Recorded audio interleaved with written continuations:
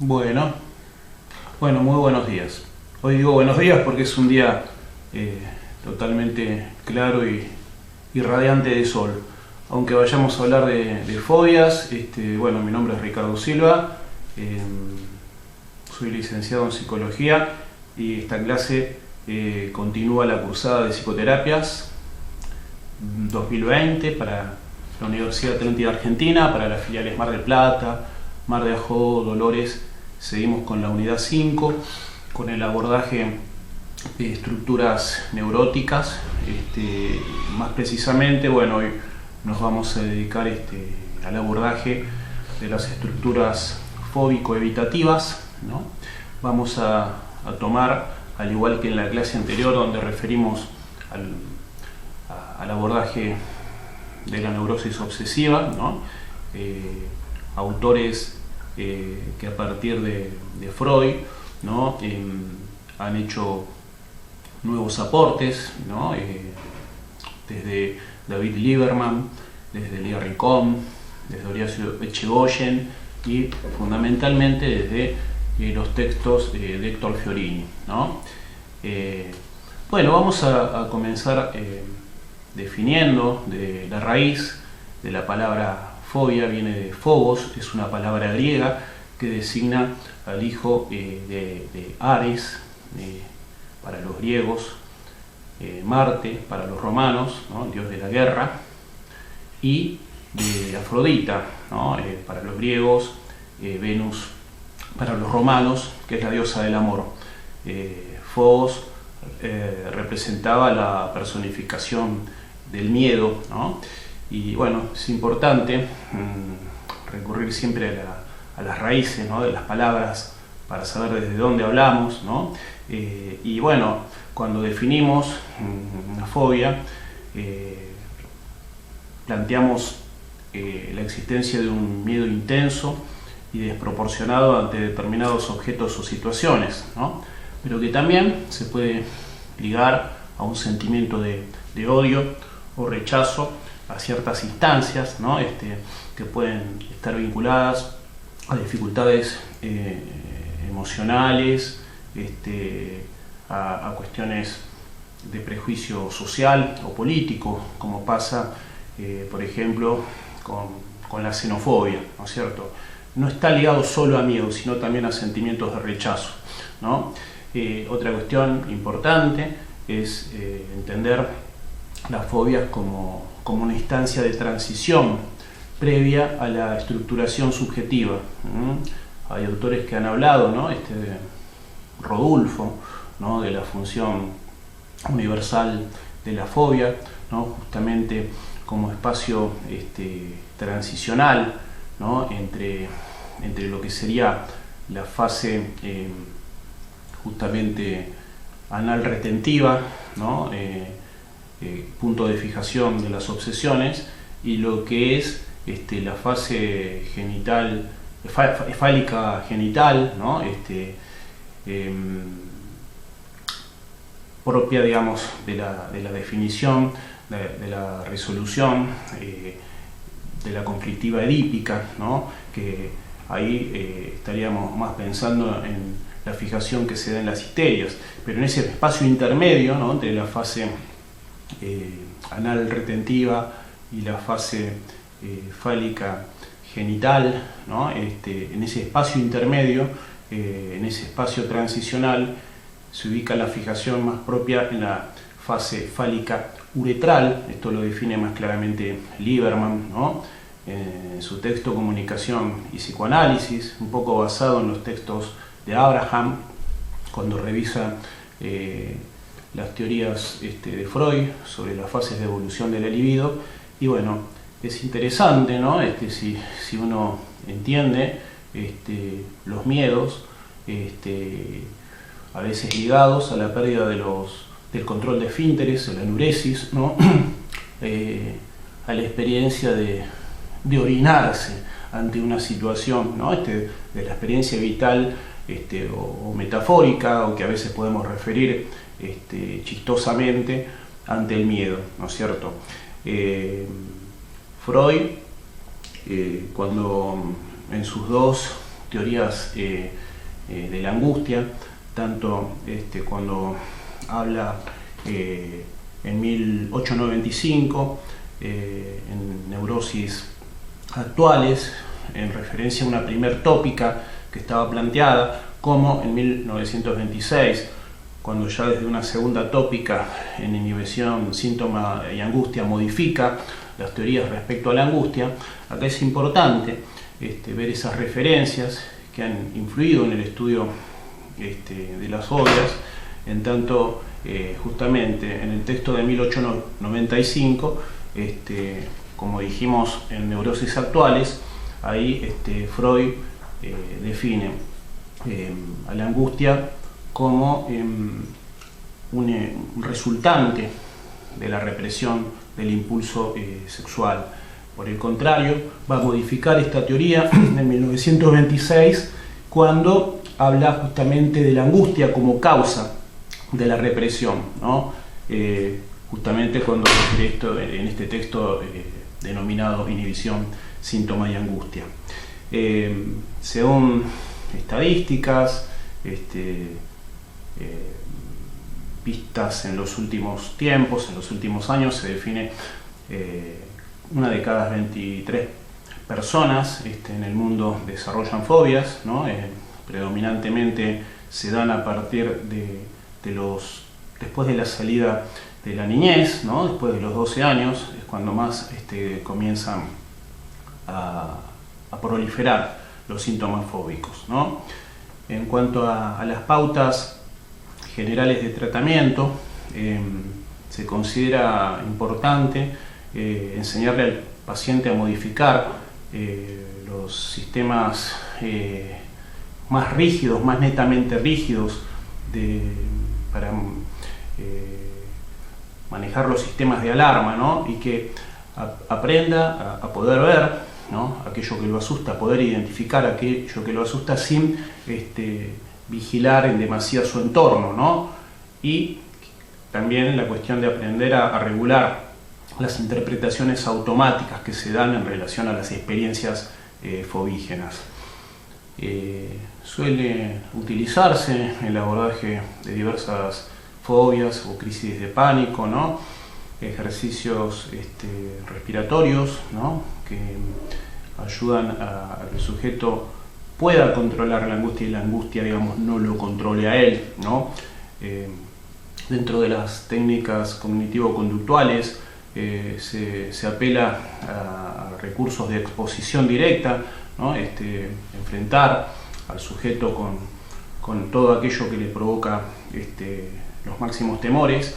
Otro recurso, ¿no? Que tiene una historia de efectividad es la desensibilización sistemática, donde se apela a técnicas donde el sujeto imagine o se aproxime a través de su imaginación a proyectar el estímulo temido e irlo enfrentándolo gradualmente dentro del propio espacio terapéutico, ¿no? Y bueno, estas mismas técnicas cognitivo-conductuales también se auxilian con el hecho de brindarle información al paciente sobre aquello que teme, a los fines de que gane confianza para enfrentar esas situaciones temidas, ¿no? Generalmente hay como fases, ¿no? Dentro del desarrollo de las fobias, donde suele haber inicialmente un incremento de la actividad vegetativa. Estamos hablando de taquicardia, de sudoración, estamos hablando de palidez, de malestares estomacales, ¿no? De sensaciones de opresión en el pecho, ¿no? En un segundo momento comienzan a prevalecer más que nada las conductas evitativas que se dan en una diversidad, ¿no? Ante una diversidad de elementos o de situaciones o de objetos, ¿no? Y luego vivencias más ligadas a lo que es la anticipación ante consecuencias catastróficas que podrían venir derivadas, ¿no? De la multiplicación del síntoma fóbico, ¿no? Las fobias que suelen ser más comunes se dan según investigaciones realizadas en universidades norteamericanas ante la sangre, ante las inyecciones, ¿no? Ante diversos procedimientos médicos, pero también son comunes a ciertos animales, insectos, ¿no? A los espacios cerrados, o por el contrario a los espacios sumamente abiertos. Acá, bueno, justamente estamos hablando de claustrofobias y de agorafobias. Acá por ello es importante recordar algo que reflexionó Enrique Pillon-Rivière, como que las agorafobias, miedo a espacios abiertos, están ligados al miedo al análisis, ¿no? Y por el contrario, las claustrofobias, el temor a quedar atrapado en espacios cerrados, lo vinculaba con el miedo a la síntesis, y justamente de la posibilidad de interacción entre ambas experiencias. El recorrido por ambos espacios vitales sería parte de la recuperación tal como se la va pensando, ¿no? Dentro de un dispositivo terapéutico, ¿no? Hay otros miedos comunes, ¿no? Como miedo a volar, miedo a los lugares altos, ¿no es cierto? A las tormentas, a los fenómenos naturales. Esto, bueno, en cuanto a una suerte de ranking de experiencias fóbicas o evitativas que tienden a predominar, ¿no? Bueno, algunas características generales acá, un poco siguiendo a Lier-Ricón, siguiendo a Echegóyen, siguiendo a Lieberman, algunas características que es importante tener en cuenta, ¿no? A la hora de acumular datos que nos permitan establecer un diagnóstico más preciso, ¿no? Se vincula Lieberman cuando desde su intento de integrar el psicoanálisis con la teoría de la comunicación y tomando los aportes de Roech, habla de personalidad evitativa. Roech hablaba de personalidad evitativa, y en esa integración que hace Lieberman con el psicoanálisis y con las bases de evolución de la libido y los puntos de fijación establecidos por Freud y por Abraham, habla justamente del predominio de un estilo vinculado al suspenso, ¿no? Un estilo comunicativo vinculado al suspenso.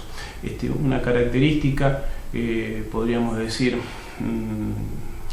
aprovechar del componente fóbico que todos en mayor o menor medida podemos tener, es el manejo útil de la ansiedad en relación a la señal, a la angustia señal, que nos permite desarrollar prudencia ante situaciones de peligro, ¿no es cierto? Esto sería como el aspecto, no sé si decir saludable, pero un aspecto que puede tener una connotación operativa, ¿no? Partiendo de esta mirada tan de Pillon-Rivière, tan de Lieberman, en el camino hacia la construcción de una suerte de plasticidad yoica, poder, más allá de atravesar las fases de evolución de la libido, ¿no? Todos los elementos propios de las obsesiones, propios de las fobias, propios de las histerias, identificar el componente más netamente patológico de aquel componente que puede sernos útil, como por ejemplo en las obsesiones, cosa que por ahí creo no haber desarrollado en el teórico anterior, más allá de todos los componentes limitantes en las obsesiones, o sea, todo aquello que podemos tomar como más útil es la tendencia al orden, la tendencia a la organización, que para determinadas tareas, para determinados trabajos, es un elemento que, digamos, nos sirve para enfrentar la realidad, ¿no? Otra característica es el estado de alerta permanente, ¿no? La actitud temerosa, la inseguridad, ¿no? Son personas sumamente sensibles a las críticas, ¿no? Hay ciertas características en cuanto a sus formas expresivas, ¿no? Son personas que tienden a referirse con frases que quedan inconclusas, ¿no? Esta sensación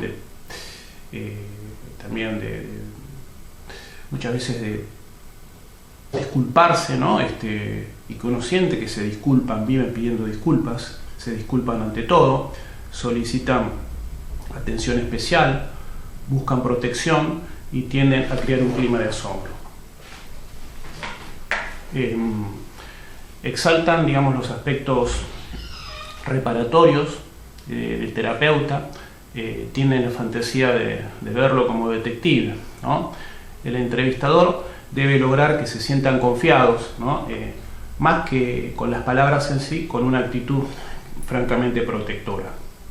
Las defensas dominantes son el desplazamiento, la evitación, la proyección, la negación, ¿no?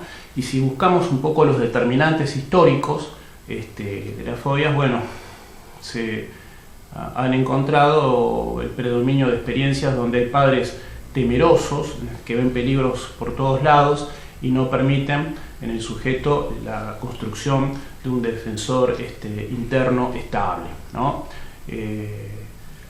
Así como veíamos aquello que se puede rescatar tanto de la obsesión como de la fobia, ¿no? Acá, el componente más netamente patológico, estamos hablando de reacciones psicóticas ante el pánico, ¿no? Y de las neurosis fóbicas, ¿no? Bueno, ahora vamos a referir a las líneas que establece Fiorini en cuanto a los pasos, las secuencias para el abordaje dentro del proceso terapéutico de las fobias, ¿no? De las estructuras fóbicas. Acá hay algo importante que señala Fiorini, que también planteaba Freud, que es la importancia de corrernos, ¿no? De desmarcarnos, de abordar a la personalidad fóbica de manera similar a cómo se aborda la histeria, ¿no? Acá no hay que barrer defensas, puede ser riesgoso barrer defensas a través de interpretaciones permanentes, ¿no? No tiende a predominar el mismo nivel de simbolización que hay en la estructura histérica, ¿no? Las problemáticas más comunes tienen que ver con eficacia laboral, con decisiones vocacionales, con dificultades de orden íntimo, sexual o de pareja, ¿no? Bueno, acá Fiorini marca el despliegue de una serie de fases progresivas, más que nada habla de 5 fases, 5 elementos. Esto se va a poder profundizar en el texto de Estructuras y Abordajes en Psicoterapias Psicoanalíticas, donde habla de un primer momento donde es clave la creación del vínculo, ¿no? La fortificación del vínculo terapéutico. Si esto no está dado de antemano, si no hay una tendencia al cuidado, a la protección, a poder brindarle seguridad e intimidad al paciente fóbico, va a ser muy difícil que se trabaje en profundidad sobre cuestiones más dinámicas, ¿no? Sobre cuestiones más netamente históricas. Entonces, bueno, acá en esta creación del vínculo es importante plantear un contrato de trabajo que sea flexible, donde se determinen claramente los objetivos, ¿no? Incluso pensar, sabiendo que una personalidad fóbica puede tal vez abandonar el tratamiento en cualquier momento, ¿no? Plantear lapsos de prueba, ¿no? Con pequeños objetivos, pequeñas metas que se vayan consolidando sobre la misma marcha y que se puedan verificar a partir del diálogo, a partir del consenso, a partir de la experiencia compartida, ¿no? Se puede hacer un trabajo profundo cara a cara. No se recomienda, obviamente, el diván como puede ser en una estructura más vinculada a la estructura histérica, ¿no? O a la personalidad demostrativa. Generalmente la personalidad fóbica presenta ambivalencia al contrato, ¿no? Y es fundamental poder enfrentar con el hecho de consolidar un contrato claro, ¿no?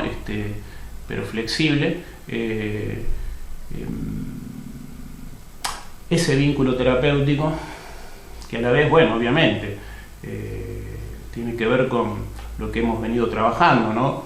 Con fortalecer la alianza terapéutica a partir de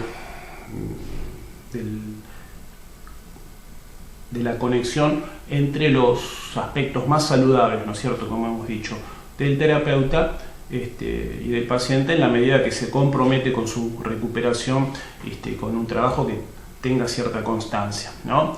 Acá es importante poder elaborar y consolidar e identificar zonas de transición, ¿no?, entre lo posible y lo necesario, ¿no? Un segundo momento, una segunda etapa es tratar de relevar todas las situaciones de interacción donde el paciente está incluido y de la cual emergen los máximos niveles de ansiedad, ¿no? A partir de las disociaciones permanentes en que suele caer la personalidad fóbica, es clave la configuración de un espacio intermediario entre lo interno y lo externo, ¿no? Los pacientes fóbicos hablan más, ¿no?, de los otros que de sí mismos. Es importante esto de a poco irlo mostrando, irlo señalando, irles transmitiendo confianza para que comiencen a hablar más de sí que de las personas que permanentemente les traerían dificultades. Asimismo, plantea Fiorini que es importante no acelerar el insight, sino respetar los tiempos, ¿no?, de la persona fóbica, en tanto y en cuanto un insight adelantado, si no hay estructuras como para asimilar aquello que está ocurriendo, ¿no?, aquello que ha ocurrido, ¿no?, esto puede llegar a potenciar, ¿no?, los temores y también el posible abandono, ¿no?, del tratamiento. Hay que trabajar con cierto sigilo, digamos, ¿no?, más que nunca. Este relevamiento gradual de estas situaciones de interacción donde va apareciendo la ansiedad en su máxima expresión, es lo que sienta la base para ese tercer momento, esa tercera instancia que plantea Fiorini, que es la creación, ¿no?, de un espacio interno, ¿no?, que va dando lugar al reconocimiento de una realidad psíquica propia, de una realidad psíquica individual.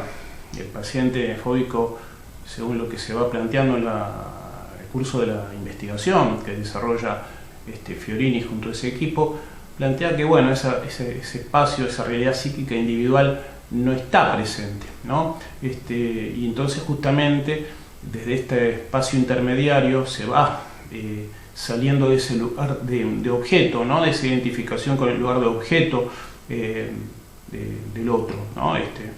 Salir del lugar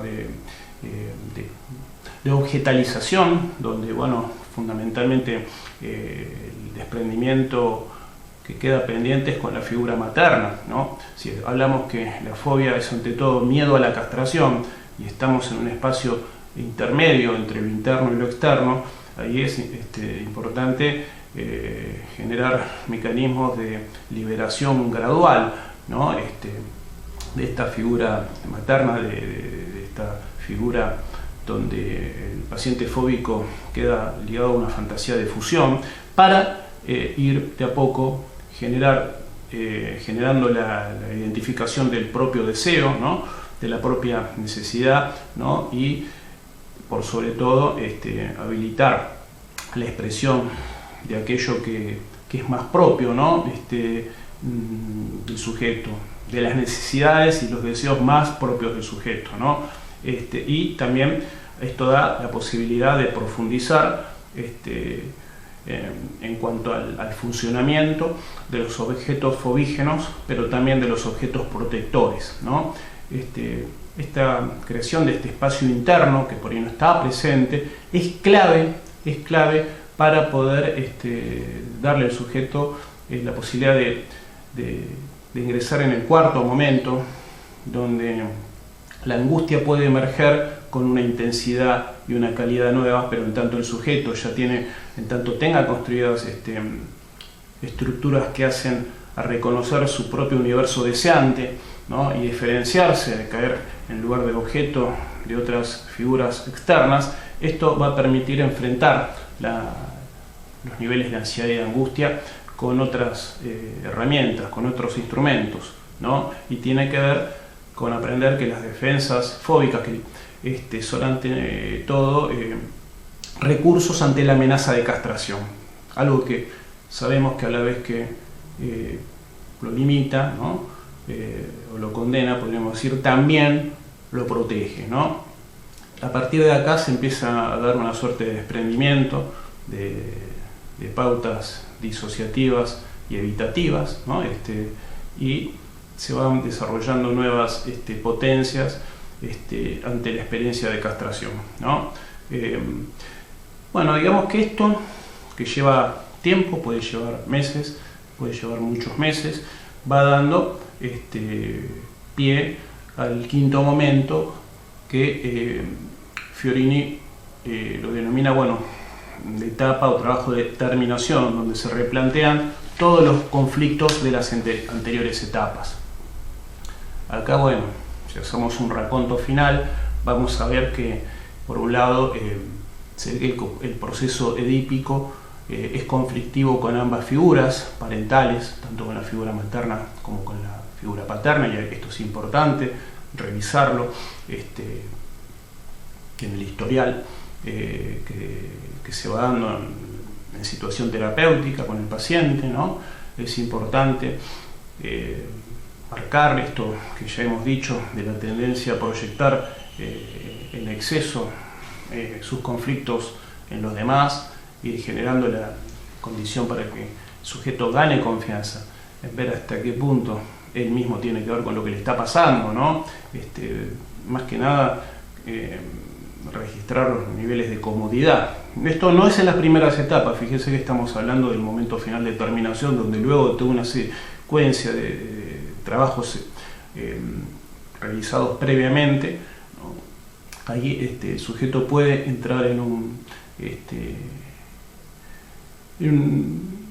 trabajo más analítico, ¿no? En un trabajo de mayor profundidad sobre la base de haber sentado justamente esa realidad psíquica individual, ¿no? Que es importante haber cimentado en las primeras, en la primera etapa de la secuencia terapéutica, ¿no? Es importante también ver que el paciente fóbico se apega en exceso a temas programados, suelen sentir un gran rechazo a salirse de aquello que se había planteado, pero bueno, justamente cuando esto pasa y estamos en esta etapa final, podemos animar al paciente a irse de tema, ¿no? A no quedar solamente ligado a lo calculado, a lo planificado, sino poder encontrarnos con aquello que nos sorprende, aquello que nos toma por sorpresa, aquello que no esperamos, ¿no? Esto es importante. Otra cuestión, cuando decíamos de la tendencia de la persona fóbica a hablar del otro, ¿no? Y a no asociar, Fiorini recomienda que nosotros mismos como terapeutas hagamos asociaciones libres, tal vez de un modo didáctico, para mostrar cómo se asocia. Esto es un recurso importante, ¿no? Que puede darse más en los primeros momentos, pero pueden retomarse ya en esta etapa final, ¿no? Bueno, otra característica es la tendencia del paciente fóbico, ya en una etapa de recuperación, a atribuirle al terapeuta todo lo que está ligado a la progresión, todo lo que está ligado a los avances en el proceso, también dentro de la resistencia a salir de ese lugar de protección que ya brinda el marco terapéutico. Pueden aparecer recaídas, ¿no? Pueden aparecer recaídas artificiosas, ¿no? Donde, bueno, ahí es donde tenemos que justamente fortalecer la experiencia desde la memoria de todo lo que se ha logrado, ¿no? Para hacer ver que es ilusoria, son ilusorias muchas recaídas cuando se va acercando el momento del cierre de un proceso. Bueno, estas son pautas generales que sirven para pensar las fobias, para pensar el trabajo con una estructura de este tipo, ¿no? Como veíamos con la neurosis obsesiva, en muchísimos casos, cuando la vivencia fóbica es sumamente inhabilitante, también se puede recurrir a la interconsulta psiquiátrica, ¿no? Lo cual no impide, ¿no? Cuando las dosis están dadas en la medida justa, trabajar con los elementos dinámicos necesarios, ¿no? Para generar un aprendizaje, para generar un trabajo de elaboración, ¿no? Bueno, otra experiencia importante es habilitar al paciente a hacer una suerte de aprendizaje de situaciones de despedida, ¿no? Muchas veces los temores mayores están dados ante tres tipos de experiencias, o sea, todo lo que está ligado a experiencias extremas de angustia está ligado al nacimiento, está ligado a la muerte, a la fantasía de muerte y a la castración, ¿no es cierto? Todas de alguna manera están ligadas a la finitud, ¿no? A la experiencia del final de algo, ¿no? Y a todo lo que moviliza el misterio del fin de la vida, de la finitud, de la mortalidad. Entonces, bueno, de pronto para el cierre de un tratamiento es importante darle un carácter ritual a la despedida, ¿no? Que el sujeto dentro del mismo vínculo terapéutico viva la despedida como no algo catastrófico, sino como algo habilitante hacia el futuro. En la medida que este tipo de experiencias se graba en el psiquismo, se va a erigir en objeto contrafóbico, ¿no? En objeto protector ante futuras experiencias atemorizantes. Y lo importante es que se grabe por sobre todo experiencias vinculadas a lo afectivo, a lo amoroso, ¿no? El enemigo, el opuesto del miedo más que el coraje es el amor, y cuando hay experiencias amorosas internalizadas, esta por ahí es el mayor antídoto, el mayor escudo, ¿no? La máxima herramienta para enfrentar nuevas situaciones fóbicas paralizantes. Bueno, obviamente con la bibliografía y con trabajos sobre casos clínicos vamos a profundizar gran parte de esto que hemos expuesto. Bueno, muchísimas gracias.